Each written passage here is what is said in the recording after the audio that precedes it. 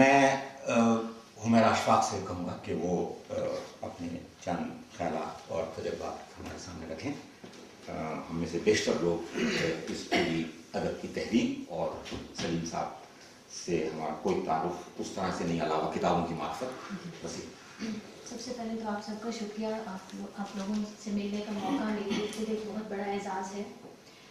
اور احمد سلیم صاحب کے بارے میں بات کرنا، میں گھر میں بھی بات کر رہی تھی زیادہ آپس سے اور عباس بھائی سے کہ اجنبی کے بارے میں بات کرنا آسان ہوتا ہے، جاننے والے کے آپ جتنے بھی پرت کھولیں اتنی ہی مشکل ہوتی ہے کہ کیا کہیں اور کیا نہ کہیں. تو اس کو سمرائز کرنا، اس کو سم اپ کرنا زیادہ مشکل ہوتا ہے. سر کے ساتھ مجھے کام کرتے ہوئے تقریباً 6-7 سال ہو گئے ہیں. اور ایز اے شاگرد میں اپنی طرف سے خود کو بڑا استاد سمجھتی تھی. استاد سے مراد یہ کہ میں پڑھا رہی تھی اور سمجھ رہی تھی کہ بس میری منزل یہی ہے، میں نے پڑھ لیا اور پڑھانا شروع کر دیا. ٹھیک ہے. لیکن ایک کتاب کی تلاش میں مجھے جب پوری طرح سے ناکامی ہوئی تو مجھے کسی نے ایسے ہی بتایا کہ یہ کتاب اگر کہیں سے مل سکتی ہے تو وہ ایک ہی بندہ ہے اسلام آباد میں خلاص ہے، لیکن یہ یاد رکھو وہ کتابیں دیتا نہیں ہے. اچھا چلیے قسمت آزمائی کرتے ہیں. جب میں پہلی دفعہ سر کے پاس گئی تو منظر واقعی اس میں کوئی مبالغہ نہیں. اس طرح کی تقریباً بڑی میز اور اس کے درمیان میں کرسی، ادھر بھی کتابوں کا اتنا بڑا انبار، ادھر بھی اور ادھر بھی، درمیان میں جیسے کوئی در رکھا ہوتا ہے سامنے والے سے بات کرنے کے لیے، جیسے کوئی چھوٹا سا روشن دان، کوئی چھوٹی سی کھڑکی. تو اس میں سے مجھے کہا جی کیا چاہیے. میں نے سر ایک کتاب چاہیے. تو آپ کہاں رہتی ہیں؟ میں نے کہا آپ کی گلی سے 2 گلیاں چھوڑ کر رہتی ہوں. تو آ جائے گی کتاب واپس؟ آ جائے گی. تو وہ ملاقات، وہ امپیکٹ، وہ خاموشی اور اس طرح سے ڈوبا ہوا ایک آدمی جو اپنی کتابوں میں گم ہے. تو خیر کتاب تو انہوں نے عنایت کر دی، لیکن اس کے بعد کتنے فون کروائے مجھے کہ میری کتاب واپس کرو. جن کے ریفرنس سے میں گئی تو ان کو باقاعدہ کہا کہ بھی کس کو بھیج دیا، کتاب کہاں گئی، اور وہ بندی دوبارہ آئی نہیں. تو خیر وہ کتاب واپس جیسے ہوئی سب. لیکن اس وقت جس پروجیکٹ پر یہ کام کر رہے تھے اس میں میں نے گجرات کا انسائکلوپیڈیا ایک اکیلا بندہ بیٹھ کر اپنے کمرے میں، اپنے ڈرائنگ روم میں پورے گجرات کے جتنے بھی چھوٹے گاؤں ہیں، جتنی بھی اس کی ارد گرد کے مضافات ہیں، ان سب کو پورا ڈاکومنٹ کرنا. ہمیشہ ایک بورڈ بنایا جاتا ہے، کوئی نہ کوئی یعنی ایک گروپ بنایا جاتا ہے جو اس طرح کے کام کرتے ہیں جب کوئی لغت بنانی ہو یا انسائکلوپیڈیاز بنانے ہوں، کوئی ڈکشنری یا اس طرح سے. بٹ اس وقت ایک اکیلے آدمی کو میں نے گجرات کا انسائکلوپیڈیا پر کام کرتے ہوئے جس طرح سے دیکھا، وہ میرے لیے بہت بڑا امپریس ہونے کے لیے ایک وجہ تھی. اور پھر سمجھ آیا کہ ایسے آدمی کے ساتھ بیٹھنا، اس سے بات کرنا کس طرح کا ایک تجربہ ہو سکتا ہے. پھر ایک دن یونیورسٹی سے واپسی پر میں سر کی طرف گئی تو اپنی طرف سے کہ یہ کتاب پکڑیں، بس میں جاتی ہوں، بس میں ابھی جا رہی ہوں. اور مجھے یاد ہے کہ اب بعد میں شاید ناراض بھی ہوں اس بات پر کہ مجھے یاد نہیں رہا کہ باہر شام پڑ گئی ہے. باتوں میں مجھے بالکل اندازہ نہیں ہوا کہ باہر کیا ٹائم ہوا ہے. میں بالکل اجلت میں تھی اور بس یہ کتاب دینی اور لینی اور چلے جانا ہے. اب سر کی گھبراہٹ شروع ہو گئی کہ بھئی یہ بندی بیٹھی ہے اور جا نہیں رہی کسی طرح سے، گھر میں کوئی بھی نہیں اور شام پڑ چکی ہے، تو اس کو میں کیسے کہوں. اب کبھی کہہ رہے ہیں جی دروازے کھول رہے ہیں، چڑیاں بولنا شروع ہو گئی ہیں، شام بڑی اچھی ہوتی ہے. اب مجھے پھر بھی سمجھ نہیں آ رہی کہ مجھے کیا کہنا چاہتے ہیں. چڑیاں مغرب کی بولنا شروع ہو گئی ہیں اور شام پڑ گئی ہے تو جاؤ گی، لیکن مجھے سمجھ میں نہیں آ رہے. میں سوال پر سوال، اور باقی مجھے اس دن شام یاد ہے کہ مجھے نہیں پتہ چلا کہ کب کس طرح سے. تو انہوں نے اپنے ملازم کو روکا ہوا تھا کہ جب تک یہ نہیں جاتی تم بس یہیں پر رکو، جو شام کو چلا جاتا تھا. کافی دیر کے بعد میں نے ریئلائز کیا کہ وہ کیسے اپسیٹ ہیں اور کیسی کھڑکیاں کبھی کھول رہے ہیں، کبھی مجھے چڑیاں دکھا رہے ہیں، تو یہ کیا سین ہے. تو اس سے مجھے سمجھ میں آیا کہ یہ ایک آدم بیزاری ہے، یہ کیا ہے، اس کو جانا چاہیے اس وقت. تو بہت سارے پہلو ہوتے ہیں مختلف ادیبوں کے، مختلف لوگوں کے، لیکن بحیثیت انسان جتنا مکمل میں نے سر کے ساتھ خود کو بھی ہوتے ہوئے دیکھا ہے. اور ایک جیسے آپ کسی گھنے درخت کی چھاؤں میں آتے ہیں، میں نے اس دن اپنے آپ کو اس طرح سے محسوس کیا. اور پھر ایک نیا سفر شروع کیا میں نے زندگی کا، جو واقعی ابھی تک جاری ہے. اور مجھے لگتا ہے کہ میں نے 7 سال پہلے پڑھنا شروع کیا ہے. اس سے پہلے جو پڑھا وہ تھا جو ہماری ایک روایتی سے ایک نظام تعلیم ہے، اس میں جو دکھایا جاتا ہے اور آپ وہی دیکھتے ہیں، وہی سوچتے ہیں. میری سوچ کو انہوں نے کچھ رنگ دیا جو میں خوش قسمتی اپنی سمجھتی ہوں. ریسرچ میں بھی میں نے سر کے ساتھ کام کیا کافی چیزوں میں، لیکن ان کی ریسرچ کے حوالے سے ایک چھوٹا سا ایکسپیرینس میں شیئر کرنا چاہوں گی کہ یہ جب ایک پروجیکٹ پر کام کر رہے تھے مائن ورکرز پر، جو کوئلے میں کام کرنے والے لوگ ہیں ان کے اوپر، تو اس میں ایک سٹیج ایسی آتی ہے جہاں پر نیچے جانا پڑتا ہے کھدائی میں، جہاں پر کان ہے، تو وہاں وہ کسی بھی طرح سے کوئی بھی جانے کو تیار نہیں ہوتا کہ وہاں نیچے گیسز بعض اوقات ایسے پروڈیوس ہوتی ہیں کہ وہاں ڈیتھ کے چانسز ہوتے ہیں.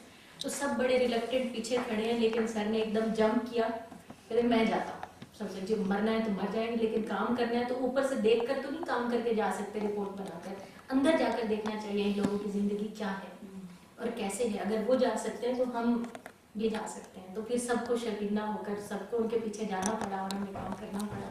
لیکن یہ مطلب ایک ایسی مثال تھی کہ جو ایک ٹرو ریسرچر کی اسپرٹ میں نے دیکھی کہ ایک صحیح ریسرچر کیا ہے، جو باہر سے اندازہ نہیں لگاتا کہ اندر کا کیا ہوگا اور مبالغے سے کام نہیں لیتا اور جان جوکھوں میں ڈال کے اس جگہ تک پہنچتا ہے، پھر رپورٹ تیار کرتا ہے. ان لوگوں کی زندگی پر جن کو ہمیں شاید روشنی، انہیں دن کی روشنی دیکھنا نصیب نہیں ہوتی اور ہمیں ان کی رات کے اندھیروں کا اندازہ نہیں ہوتا. تو وہاں پر ہمیں جو سر کی ریسرچ تھی اس سے جو اسٹڈی سامنے آئی، اس میں بانڈڈ لیبر، جبری مشقت اور نسل در نسل چلتی ہوئی جبری مشقت، وہ چیزیں سامنے آئیں جس سے بعد میں حکومتی سطح پر بھی نوٹس کیا گیا کہ ان لوگوں کی زندگیوں میں 5 روپے پر ایک من کوئلہ نکالنا، صرف 5 روپے کی قیمت پر، اور وہ بھی کئی منوں کے بعد بھی جو باپ کا قرضہ ہے وہ بیٹا چکا رہا ہے، پھر بیٹا اسی میں کھانسا مر جاتا ہے، پھر وہ نسل اسی طرح مقروض رہتی ہے. تو یہ اس طرح کی اسٹڈی ریسرچ کو جو میں نے دیکھا کہ زندگی کو معنی پہنانے کا نام ریسرچ ہے، ورنہ مجھے لگا تھا کہ شاید یہ آدمی بس جو بیٹھا ہے اپنے کمرے میں تو کچھ لکھے جا رہا ہے بس. لیکن مجھے بھی سمجھ میں آیا کہ زندگی کو صحیح پرکھنے کے لیے اور اس کی چیزوں کو نکال کر ہم جیسے لوگوں کو دکھانے کے لیے یہ ضروری ہے کہ اپنی جان کی پرواہ کیے بغیر کیسے جایا جائے.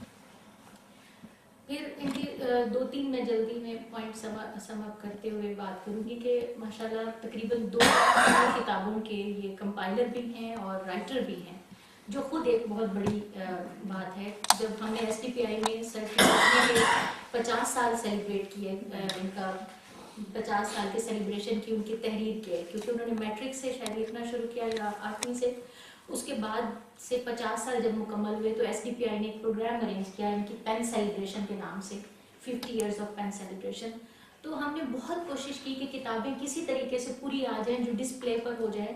کئی کتابیں ایسی تھیں جو ہمیں دستیاب ہی نہیں ہو سکی کیونکہ وہ اتنی چھپی ہیں اور اتنی بکی ہیں کہ سامنے لانا مشکل تھا. لیکن ایک پورے ادارے نے جب ایک سنگل آدمی کی اتنی ایفرٹ دیکھی کہ 200 کتابوں کا سٹاک یہاں لگا ہوا ہے اور کتابیں ایک سے بڑھ کر ایک موضوعات ہیں، تو اس میں ہمارے جیسے لوگوں کے لیے بہت زیادہ لرننگ تھی کہ زندگی میں ایک اکیلا شخص بھی اتنا کام کر سکتا ہے، تو پھر ہمارے بڑے بڑے ادارے بھی مل کر بعض اوقات کچھ بھی پروڈیوس نہیں کر رہے ہوتے. تو یہ ایک چیز تھی. دوسری ان کا ایک اور جو صرف انہی کی خصوصیت ہے اور میں اس کو کہنے میں کوئی آج نہیں سمجھتی، انہوں نے ہمیشہ ریئر بکس کی کلیکشن کا کام شروع کیا. بہت شروع میں جس موضوع پر کام کیا اس کے لیے کتابیں پرچیز کی. کھانا کھایا نہیں کھایا، کہیں بیٹھے ہیں دھوپ ہے چھاؤں ہے، انہیں بھول جاتا ہے. میری جو سب سے زیادہ سر سے بحث ہوتی ہے وہ یہی ہوتی ہے کہ یہ کھانے کا ٹائم ہے، یہ تھکنے کا ٹائم ہے، انہیں بھول جاتا ہے. کھانے کا ٹائم، سونے کا ٹائم، بیٹھنے کا ٹائم، چلتے رہنا ہے تو پھر چلتے رہنا. انہیں روکنا پڑتا ہے کہ تھکتا ہے انسانی جسم، رکیں، لیکن انہیں یاد نہیں رہتا. تو اسی طرح اولڈ بکس شاپس پر بھی آپ کتنا وزن اٹھائے ہوئے آپ کھڑے ہیں تو کتابیں دیکھ رہے ہیں. اس سٹاک کی یہ اس وقت 2003 میں انہوں نے اس کو پراپرلی اسٹیبلش کیا اور اس وقت وہ تقریباً ریئر بکس کا وہ سٹاک 10,000 کتابوں پر محیط ہے تقریباً.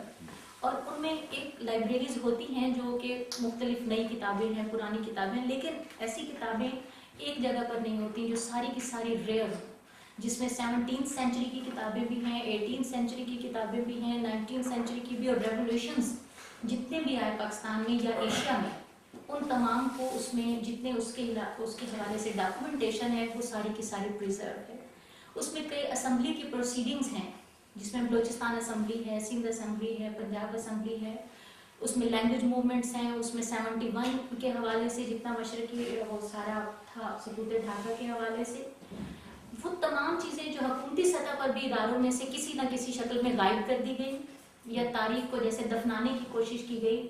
کیا بھی گیا اس کو شعوری سطح پر، لیکن سر کے پاس وہ تمام تاریخی ڈاکومنٹ جو ہیں وہ اپنی جگہ پر موجود ہیں.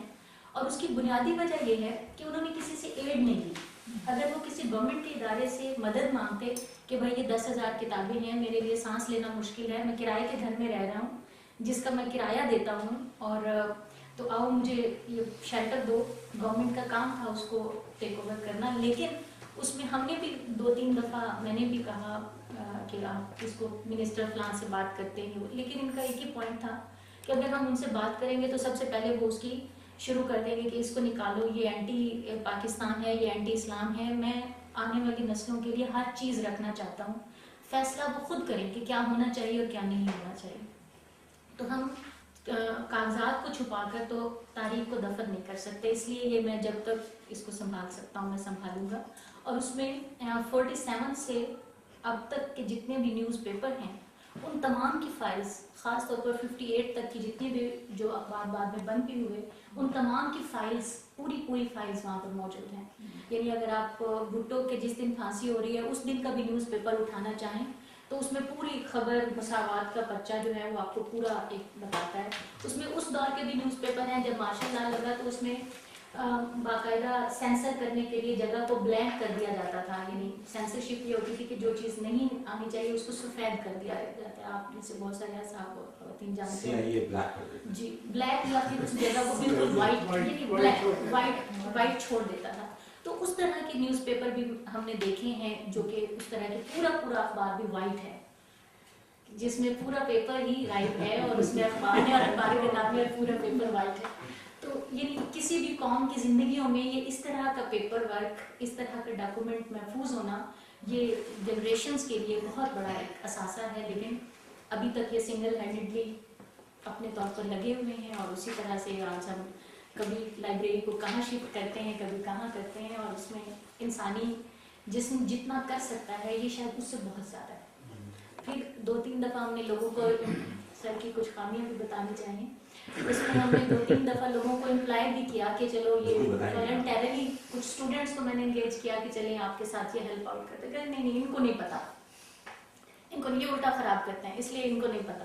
تو میں اکثر ان سے بحث کرتی ہوں کہ اگر آپ ٹیم نہیں بنائیں گے، آپ لوگوں کو نہیں نیکسٹ اس کو بتائیں گے تو انہیں نیو جنریشن سے بہت سارے شکوے ہیں، اس وجہ سے وہ کسی کو قریب نہیں آنے دیتے. لیکن ایک آدمی کتنا کام کر سکتا ہے، تو لیکن وہ ماشاءاللہ کیے جا رہے ہیں. خیر دوسری ان کی شاعری کے حوالے سے آپ سب نے بات کی، اور شاعری کے حوالے سے نصرت جی بھی بہت اچھی تفصیلی بات کریں گی مجھے امید ہے، کیونکہ شاعرہ ہیں تو رہ نہیں سکیں گی.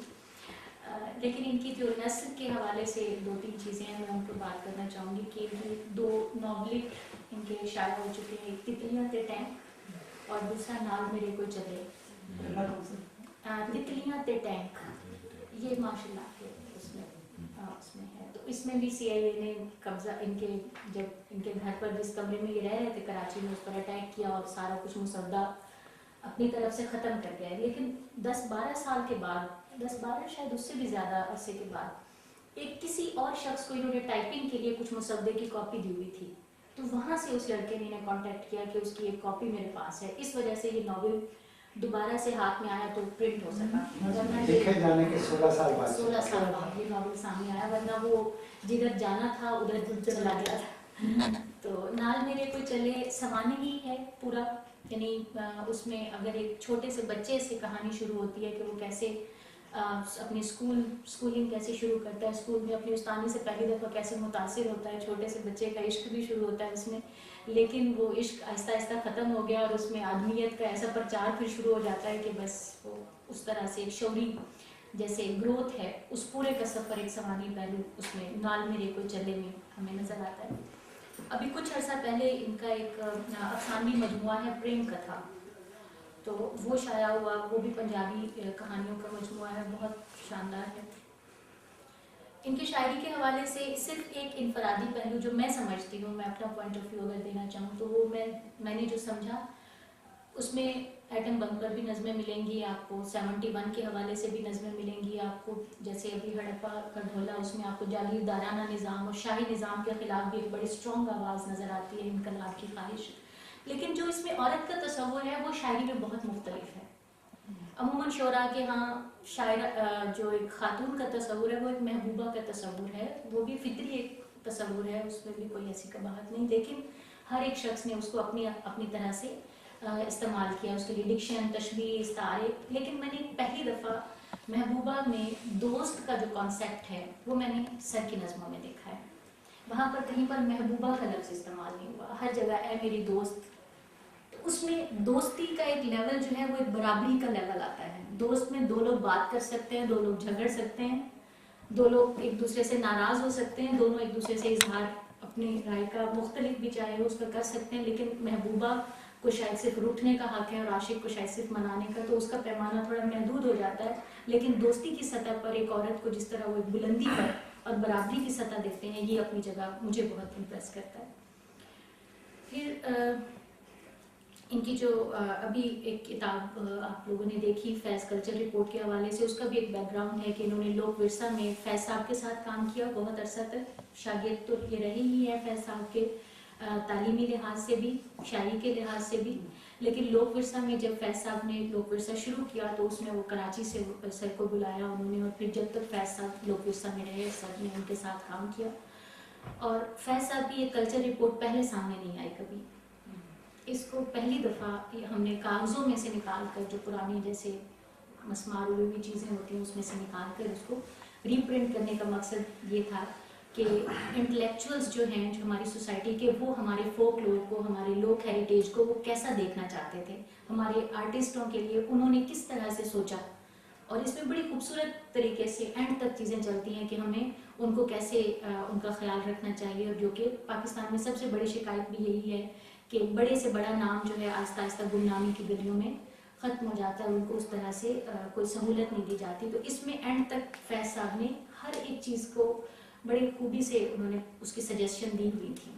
تو اس میں ہم نے اردو میں بھی اس کا ابھی پریس میں ہے اور انگریزی میں آپ کے سامنے ہے.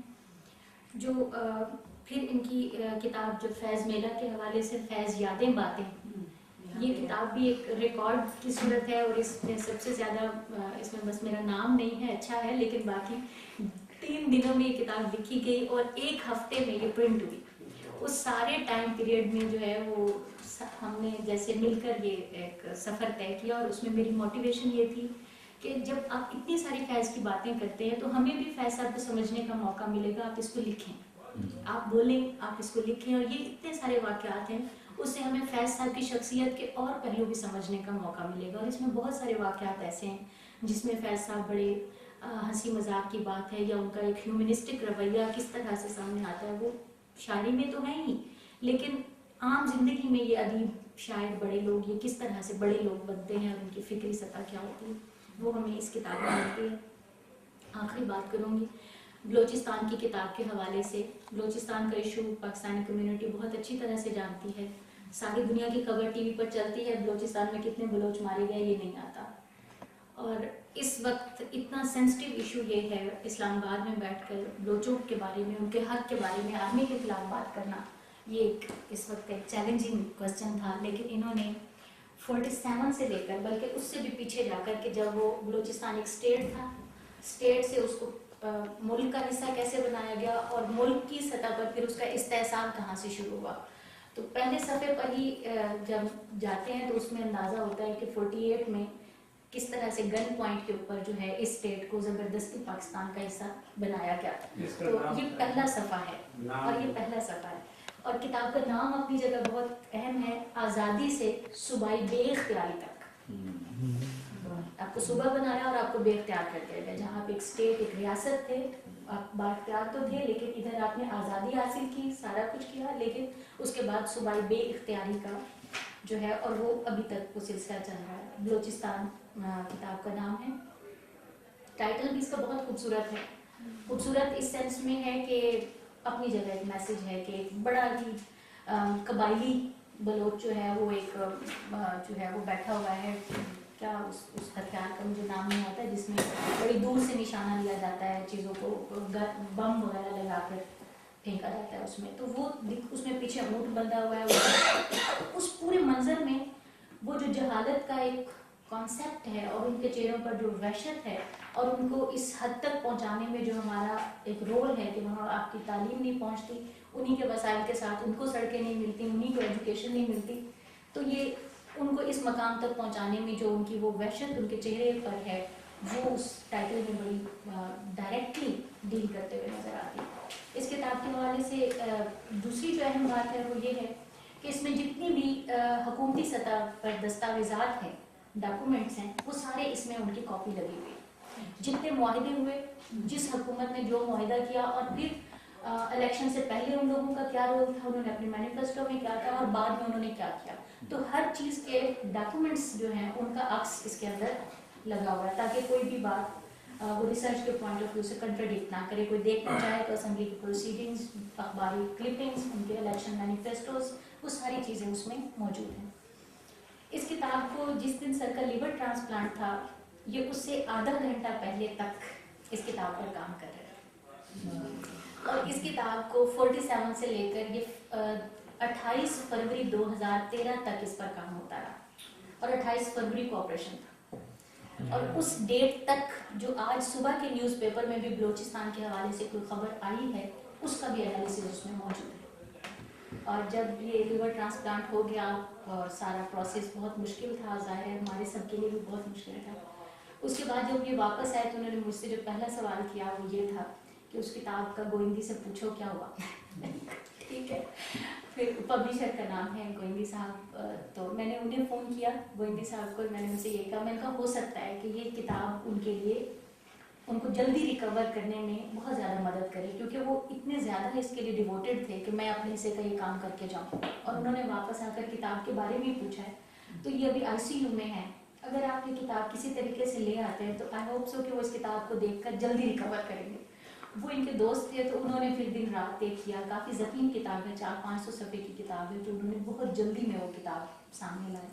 اور یوں ایک جیسے جو میں نے احمد سلیم صاحب کو سمجھا وہ یہ ہے